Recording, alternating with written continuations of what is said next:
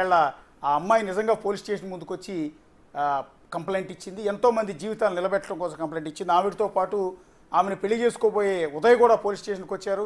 So ప్రస్తుతం ఉదయ్ మనకి లైవ్లో అందుబాటులో ఉన్నారు. ఉదయ్ గారు నమస్తే. సార్. Hello sir. యా, ఇప్పుడు మేము మిమ్మల్ని సూటిగా ఒక్కటేనండి, మిమ్మల్ని ఏదో స్టూడియోలో కూర్చోబెట్టి మిమ్మల్ని ఇరిటేట్ చేసే ఉద్దేశం మాకేమీ లేవు.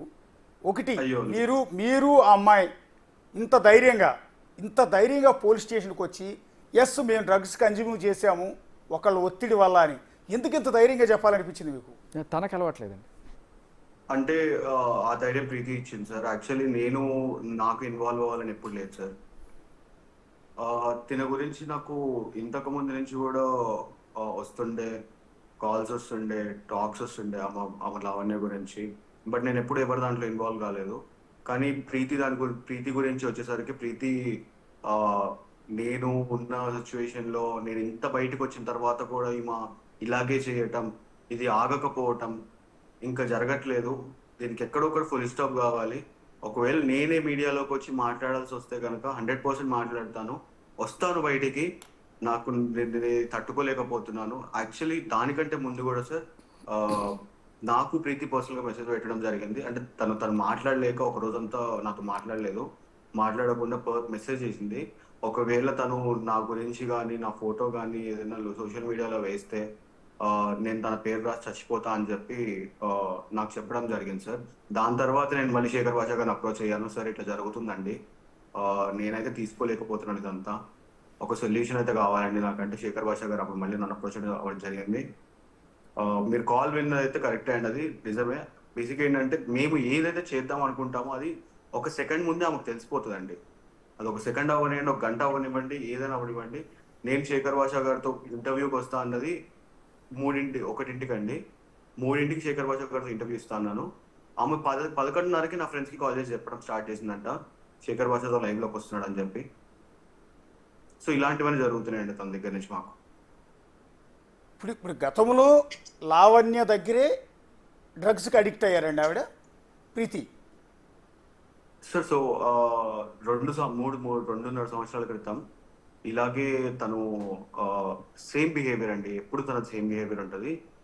ఇలాగే తను ఉదయ్ నేను ఏదైనా కొత్త స్టార్ట్ చేద్దాం అనుకుంటున్నాను, I want to explore go, ఇలాగే ఇంట్లో కూర్చొని రోజంతా తాగుతా తిరుగుతా ఎంజాయ్ చేస్తా, ఇది వద్దు నాకు, నేను మారదాం అనుకుంటున్నాను అనే టైంకి ప్రీతిని తీసుకొచ్చి పరిచయం చేయడం జరిగిందండి తనకి.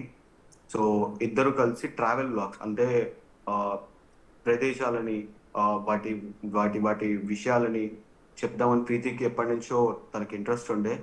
సో అదే పని తీసుకొచ్చి తనకి చెప్పడం జరిగింది. ఇద్దరు అమ్మాయిలు ఉంటే ఇంకా చాలా బాగుంటుంది, అది మన ఇద్దరం చేస్తే చాలా బాగుంటుంది అక్క, సో చేద్దామంటే కనుక నేను ఇన్వాల్వ్ అవుతాను, నేను వస్తాను, నేను చేస్తాను అని చెప్పి ప్రీతి మాట్లాడడం జరిగింది. ఆ మాట్లాడిన టైంలోనే సరే అని చెప్పి వాళ్ళ ఇంటికి వెళ్ళడం జరిగింది, నేను ప్రీతి ఇద్దరం. ఆ రోజు రాత్రి నేను కింద రూమ్లో ఉండే అనమాట. పైకి వచ్చేసరికి ఇలా జరిగింది. నేను కూడా అక్కడే ఉండే యాక్చువల్లీ. నేను ఇంకా వేరే person, so many people. So తన నోట్లు బలవంతంగా పెట్టడం జరిగింది. పెట్టి తను ఉదయ్ చేదు ఉంది అని నా దగ్గరకు వచ్చే లోపల తను నోట్లో థమ్స్అప్ వేయడం జరిగింది. సో ఇట్లాంటివి చేసిందండి. అంటే నోట్లో డ్రగ్స్ పెట్టిందండి? అవునండి. అంటే ఈవిడ అడిగితేనా అడగకుండానా? అడగకుండానే అండి. అడిగి ఎవరు తీసుకుంటారండి? కొత్త పర్సన్స్. ఇప్పుడు చేసే వాళ్ళు ఏమో రెగ్యులర్ గా తీసుకుంటారేమో కానీ కొత్త పర్సన్ అడిగిస్తే తీసుకోరు కదండి అట్లా. ఓకే, బలవంతంగా నోట్లో డ్రగ్స్ పెట్టింది.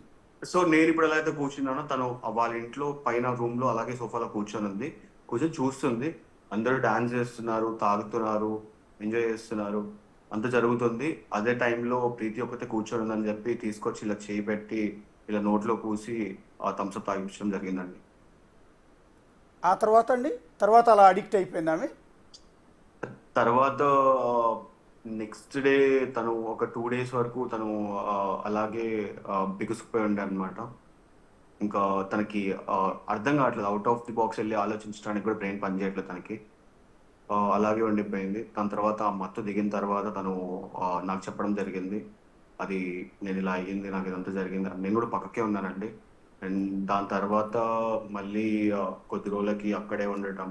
అండ్ తను ఏం వెళ్తావు ఇంటికి, మనం మళ్ళీ ఇవి చేద్దాము, వెళ్దాము, ఓ, ఎక్కడ ఇది కర్ణాటకలో ఏదో ప్లేస్ ఉందండి, ఆ ప్లేస్కి వెళ్ళి ఆ ప్లేస్ని ఎక్స్ప్లోర్ చేసి ఆ వీడియోలన్నీ తీసి కలెక్ట్ చేసి మనం యూట్యూబ్ స్టార్ట్ చేద్దాము అని చెప్పడం జరిగింది. దానికోసం అని చెప్పి ప్రీతి ఉండటం జరిగింది. సరే జరిగితే జరిగింది కదా, ఇట్స్ ఓకే, మనమైతే మన పని మనం చేసుకోవచ్చు అని తను ఆ ఉద్దేశంలో అక్కడ ఉండటం జరిగింది. దాని తర్వాత మెల్లమెల్లగా ఒక నెల పాటు ఇదే కంటిన్యూస్గా జరిగింది. అంటే అలా ఏమేమి డ్రగ్స్ ఉండేయండి లావణ్య గారి దగ్గర? అంటే ఎన్ని రకాల అంటే డ్రగ్స్, ఒకటేనా లేకపోతే? అర్థం కావట్లేదు సార్. అంటే వాయిస్ లావణ్య గారి దగ్గర ప్రీతి నోట్లో పెట్టిన ఆ డ్రగ్గేనా, అది కాకుండా ఇంకా చాలా రకాలు ఉండేవా? ఇంకా చాలా రకాలు ఉండేవి సార్. ఓకే. ఫర్ ఎగ్జాంపుల్ ఏమైనా పేరు చెప్పచ్చా? ఏమైనా ఐడియా ఉందండి ఆ పేర్లు ఏమన్నా? సార్ అది ఇట్లా powder, rock and powder type లోనే ఉంటాయి సార్ అవన్నీ. So Okay. నేను విన్నదైతే కొకైన్, మెత్, ఇంకేంటి ఎక్స్టసీ పిల్స్, ఇంకో 4 చెప్పింది. Preethi can elaborate. Preethi, if you can join please అమ్మా. నీకు ఒక మాట నువ్వు మీడియా ముఖంగా అందరికీ చెప్పు, నా ఫోటో దయచేసి చూపించదని చెప్పడం వల్ల కూడా ఒక ఇది వస్తుంది. ఇప్పుడు కోర్స్ తెలియక నేను కొంతమంది పొరపాటున పెట్టేశారు, అది వాళ్ళు కూడా తెలుసుకొని 4 ఖర్చుకొని ఇప్పుడు అందరూ కూడా తీసేస్తున్నారమ్మా. నువ్వు వచ్చి నువ్వు నీ బాధ చెప్తే ఇంకా జనాలు గట్టిగా వింటారు, నీకు ఒక వాయిస్ ఇస్తుంది చెప్పగా. నేను అదే సార్, అంటే ఒక ప్రీతి అమ్మాయి గారికి పొరపాటున ప్రామిస్ చేస్తున్నాం అండి. యాక్చువల్లీ ఒకవేళ బిగ్ టీవీలో ఆవిడకి ఇందాక ఉదయ్ గారికి చెప్తూ ఉన్నాను, ప్రీతి గారికి కూడా చెప్తూ ఉన్నాను, ఒక యంగ్ లేడీ ఒకవేళ డ్రగ్ కన్జ్యూమర్ అయి ఉంటే consumer is equal to victim, not a peddler. Victim కిందే చూస్తారు పోలీసులు కూడా, వెళ్ళి Sir, వాళ్ళకి victim. Counselling Yes. ఇస్తారు తప్ప విక్టిమ్. అలాంటి victim photo as a media పర్సన్గా ఏ మీడియా ఛానల్లో కానీ, ఏ పత్రికలో కానీ, ఏ వెబ్సైట్లో కానీ విక్టిమ్ ఫోటో చూపించకూడదు. అడిగి చూడు ఉదయ్ ఒక్కసారి తను ఏమైనా రాగలదేమో. రూల్స్ ప్రకారం చూపించకూడదు. ఒకవేళ మేము పొరపాటున మీ ఫోటో చూపించుంటే దాన్ని ఇమ్మీడియట్గా డిలీట్ చేయడానికి కూడా సిద్ధంగా ఉన్నాం. మా వాళ్ళు అయితే వేయలేదన్నారు.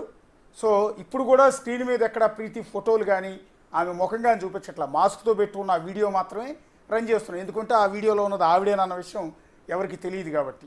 సో అందుకని ఉదయ్తో మేము మాట్లాడిస్తున్నాం. ఉదయ్ డ్రగ్ కన్జ్యూమర్ కాదు, డ్రగ్ పెడ్లర్ కూడా కాదు సార్, కానీ ఒక్క మాట చెప్పాలనుకుంటున్నాను మీడియా వాళ్ళందరికీ కూడా. ఒక అమ్మాయి బాధితురాలు ముందుకు వచ్చి తను ధైర్యంగా చెప్తోంది, ఆ ధైర్యం మనం ఇవ్వాలి అంటే మీరు దయచేసి ఇలా గొంతు నొక్కే ప్రయత్నం చేయకూడదు, ఇలా అమ్మాయిని భయపెట్టేసి. సార్, నేను ఒక ఛానల్లో ప్రీతితో మాట్లాడించడానికి తీసుకెళ్తే, నీకు పెళ్ళైందంట కదా, నీకు విడాకులైందంట కదా, నీకు వాడితో సంబంధం ఉంటుంది కదా, వీటితో.